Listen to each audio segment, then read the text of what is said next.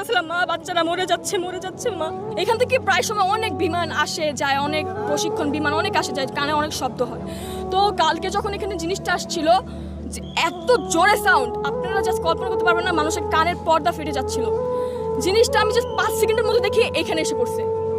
আমি জাস্ট কল্পনা আমি জাস্ট বুঝতেছিলাম না যে আমার কলেজটায় হচ্ছে কি। হঠাৎ করে দেখি বাচ্চাদের কলেজটা ফেটে, আগুন ফেটে এই উপরে উঠে আসছে। আমি বলতেছি এখানে তো অনেক বাচ্চারা আছে।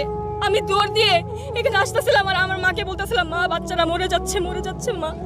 আমি এখানে এসে দেখি কিছু কিছু বাচ্চার পাটা ছড়ায় আছে, কিছু কিছু বাচ্চা মোরা দেহ ছড়ায় আছে অর্ধেক। আপনারা কি তাদের বাঁচায় আনতে পারবেন?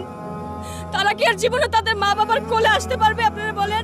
আমাদের একটার সময় ছুটি হয়, মনে করেন 12:40 বা 50-এর দিকে এখানে হয়তো এই ধ্বংসটা হয়েছে। তো আমি যখন সামনের দিকে আসি, অনেক বাচ্চাদের মরদেহ আমি সবসময় ফোনে দেখছি, খবরে দেখছি। আমি কখনো কল্পনা করি না যে চোখের সামনে আমাকে এইগুলো দেখতে হবে। দেখতেছিলাম বাচ্চারা নিজের শরীর চামড়া পুড়ে যাচ্ছে, সেই অবস্থায় হাঁটতেছে, জানের ভিক্ষা করতেছে, আমাকে কেউ বাঁচাও বাঁচাও। সেই অবস্থায় বাচ্চারা হাঁটতেছে। বুঝেন আপনারা? কেউ বলতে পারবেন? বড়রা যখন মারা যায়, হ্যাঁ ওইটা একটু হলেও কম কষ্ট লাগে, কিন্তু ছোট ছোট যে বাচ্চারা মারা গেছে। কিন্তু আপনারাও জানেন যে বিমান যে ধ্বংস হয়েছে তার ভিতরে কত ধরনের ইঞ্জিন থাকে, কত কেমিক্যাল বা অনেক পুরাতন, প্লাস কত ধরনের ইঞ্জিন বা কত কিছু থাকে, আপনারাও জানেন, তাই না? তো এটা তো স্বাভাবিক কোনো আগুন ছিল না। এইটা যে ধ্বংস হয়েছে এখানে পড়ছে, এটা স্বাভাবিক ছিল না। এইটা চারদিকে ছড়ে পড়ছে।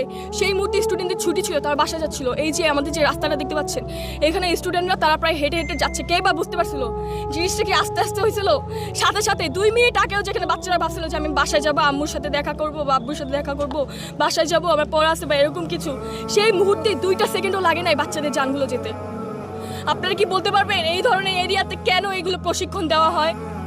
কোন দেশে বসবাস করছি? আমি কালকে কার ব্লেম দিব আমি বুঝতে পারতেছিলাম না। যে ছড়াচ্ছেন এটা 2013 সালের বিমান, আসলে সেটা না, সেটা হচ্ছে 1966 সালের বিমান। এত ফেক নিউজ কেন ছড়াচ্ছেন যে 19 থেকে 20 জন বাচ্চা মারা গিয়েছে, যেখানে হচ্ছে 200 জনের মতো বাচ্চা নিহত হয়েছে, আহত আরো অনেকে হয়েছে, এখনো নিখোঁজ অনেকে, অনেক মায়ের বুক খালি হয়েছে। সেটাকে উত্তর কি আপনি দিতে পারবেন? যে বলছেন যে আমরা স্বাধীন বাংলাদেশ করেছি, সেই 2024 সালে 5ই আগস্ট আমরা স্বাধীন হয়েছি, আমরা কি এটার জন্য আন্দোলন করেছিলাম যে যেখানে বাচ্চাদের সেফটি? সরকার চেঞ্জ হয়েছিল এগুলোর জন্য, আমরা বলতে পারবেন সরকার কেন চেঞ্জ হয়েছে? তারা এত আধুনিক বাংলাদেশ তৈরি করতেছে। দাবি এই যে এই এত পুরানা বিমান দিয়া কেন এই ট্রেনিংগুলি করা, আর এই ট্রেনিংগুলি কেন এই সব জায়গা আনে? বাইরে এরিয়া আছে, দিনাজপুর আছে, পঞ্চগড় আছে, চিটাগাং আছে, এইসব জায়গা করাইতে পারে। এইসব জায়গা বাচ্চাদের উপরে কেন করলো এই জিনিসগুলি? মর্মান্তিক ঘটনা। আমার কান্দন, আমার চোখের পানি কালকে আমি তৈরি রাখতে পারি না। যে মা বাপের